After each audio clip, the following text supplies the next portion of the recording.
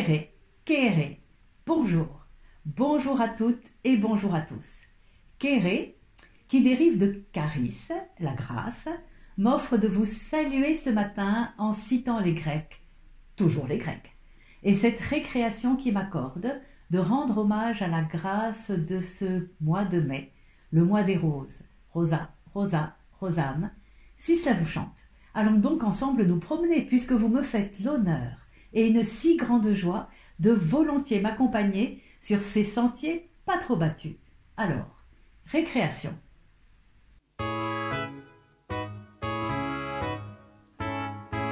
Rosa, rosa, rosam, rosé, rosé, rosam, rosé, rosé, rosas, rosarum, rosis, rosis. Farfelue, farfelue et s'offrant à la ville. Elles germent, elles poussent, elles fleurissent, leurs pétales ourlés des coups de klaxon de New York. Une offrande subtile de teintes et de parfums, d'éclats et de reflets, la palette, un rien épaisse, dessine les pétales. La jeune fille va poser ce bouquet sur la table. Dans le miroir, les blasons chuchotent, la lignée très ancienne, tandis que la lumière clame sa beauté. Jante dame, elle rêve un instant.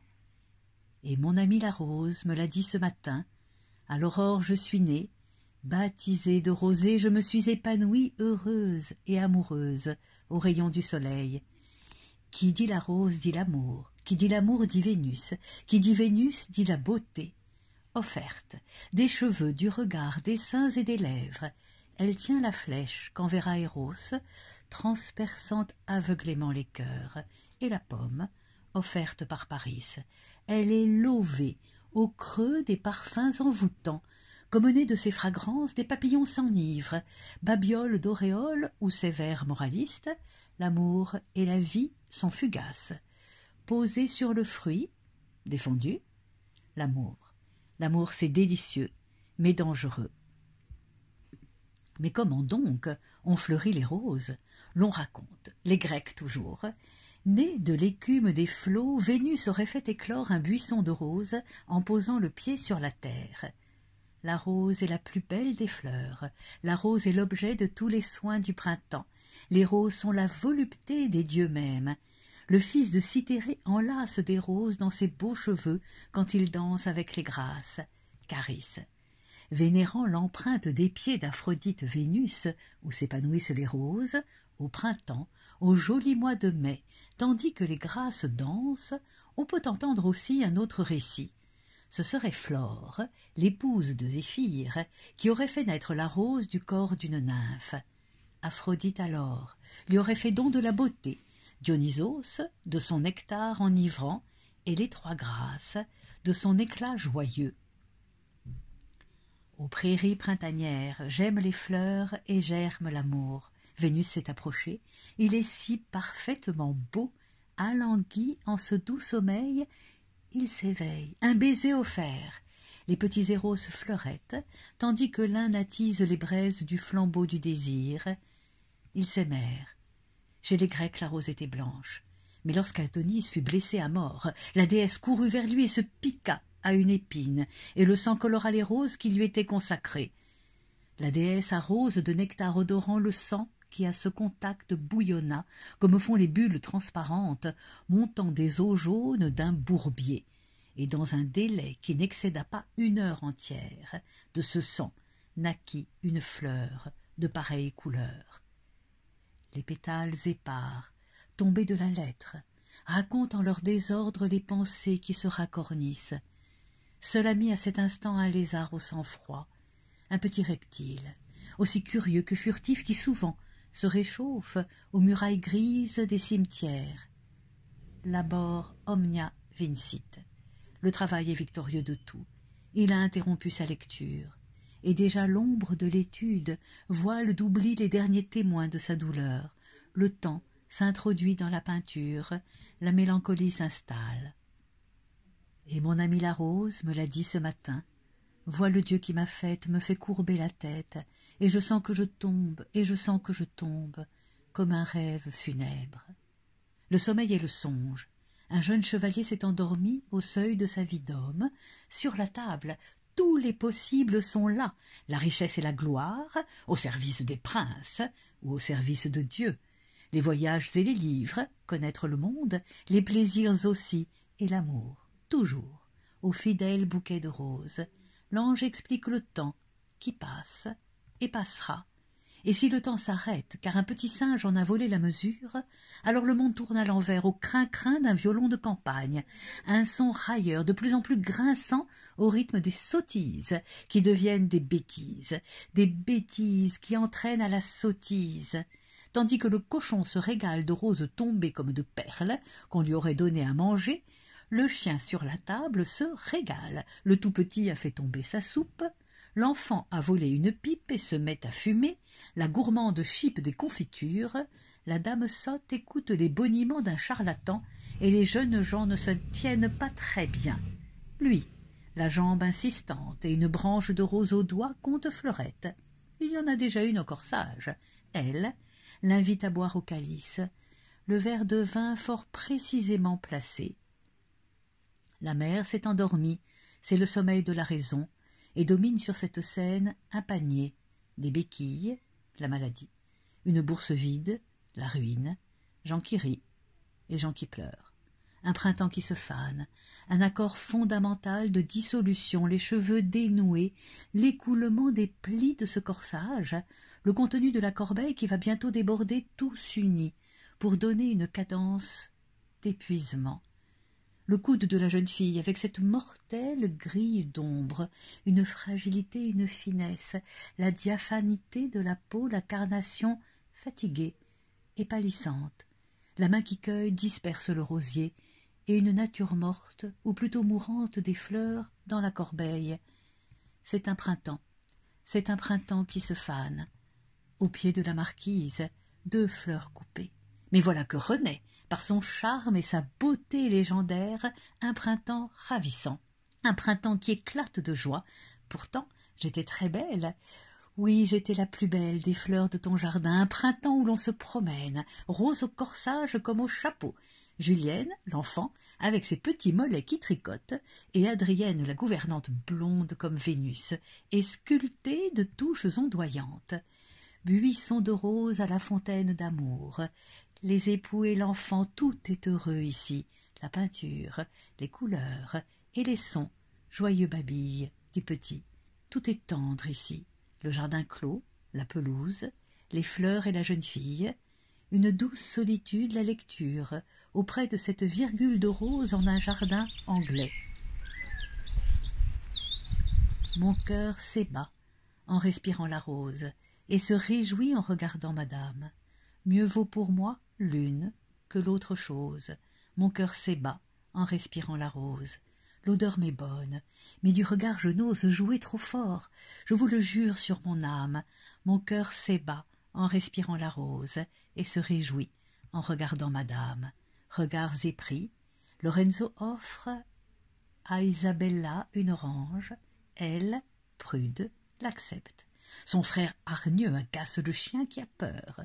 Germe déjà le drame, l'assassinat du poète et la mort de la jeune fille. Pour l'heure fleurissent les fleurs de la passion et les roses blanches de ce si pur amour. Roses amoureuses, ou la rose galante dans tous ses états, adorable moment où Vénus s'approche accompagnée d'Éros. Sûr de son triomphe, il en écarte d'aise ses petits bras potelés. À leurs pieds, les jeunes gens s'inquiètent. Un bruit? Qui pourrait les surprendre?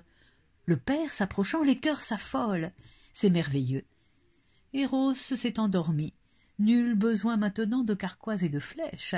L'élixir d'amour coule à flots dans les veines de ces galants, guirlandes et couronnes de roses pour les amants, dans la fraîcheur de leur printemps qui sonne. Quand il me prend dans ses bras, il me parle tout bas, je vois la vie en rose. Il me dit des mots d'amour, des mots de tous les jours. Et ça me fait quelque chose. Coquine Vénus. Certes, il y a le myrte qui est sa plante, il y a le lierre de la fidélité, l'encens, ornement de la chambre nuptiale, et la rose qui dit le plaisir. Le coquillage dessine le sexe, et ce Cupidon goguenard à la couronne de laurier posée de travers est pisseur, un acte sexuel, précisément. Le serpent de la jalousie n'est pas loin. Jalousie, immonde jalousie, infâme jalousie, le spectre de la jalousie qui empoisonne l'amour. Elle est là, cachée et hurlante, tandis qu'ils se caressent. La mère, Vénus, et le fils, Eros. Un couteau souriant lance des pétales de rose. L'amour, c'est délicieux, mais dangereux, nous le savons. L'amour est une rose, chaque pétale une illusion, chaque épine une réalité, comme dit le poète. Une ravissante offre un pain de miel, mais son corps se dessine en écailles de bête. Perfidie et mauvaiseté. Chronos apparaît puissant et ouvre large l'étoffe bleue pour que l'on puisse pousser un cri d'effroi, comme la vérité le fait, devant cette image de luxure. Cruel Chronos, héros insolent, la rose aux lèvres, il fait les comptes avec Danaé si tant vieilli. Lors de Zeus qui la féconda, en jouissance de lumière, devient colonne de chiffres, alignement de zéros, calcul d'épicerie.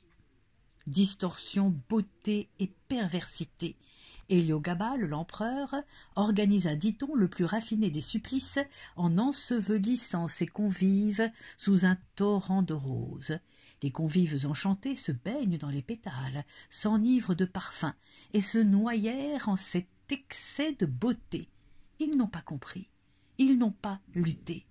Luttons, mais sans les armes. Luttons la rose au fusil, frères. Faisons l'amour, pas la guerre, mais de l'art. L'art qui ne reproduit pas le visible, mais qui rend visible un jardin de roses et de formes géométriques, ajustées, cousues les unes aux autres pour constituer un puzzle, des lignes, pas toujours d'aplomb, accompagnées de cercles rouges et roses qui semblent les faire danser. Paul Klee suggère le paysage, sans le décrire vraiment. Il lui accorde d'être comme un organisme vivant, un organisme. Et dans cet organisme aux veines bleues, l'eau colorée de l'aquarelle offre comme un cœur moelleux qui bat très doucement. Une rose sans épines, un parfum à peine. De la rose l'on apprend à rendre une odeur doux flairante de vertu. Dans ce jardin clos, les roses blanches de la virginité, les roses rouges du sacrifice. Le buisson de roses dresse un trône royal au dos de la Vierge, un jardin enchanteur, le mois de mai. Le mois de mai dit aussi le mois de Marie. Marie est l'enfant, en la fraternité du rosaire. Tous seront de roses couronnées. Pape, moines et prélats, empereurs, rois, militaires, marchands, et même au village, les rosières empourprées. Revenons sur terre, en rêvant de rencontrer Jane, à la grâce languide, vêtue de soie bleue, un écrin, à sa diaphane beauté, le regard nostalgique, la nostalgie, au reflet du miroir. Le temps, aux plus belles choses, se plaît à faire un affront et saura faner vos roses, comme il a ridé mon front. Reflets autrement dans le jeu infini de la buée métamorphosant le monde extérieur, contemplé à travers la vitre, à travers la fenêtre. C'est la consolation d'une tendresse soyeuse lorsque le poète ou l'ami écrit « Une rose d'automne est plus qu'une autre, exquise ». Car dans les lieux de ce monde merveilleux n'est toute la vie qu'un rêve.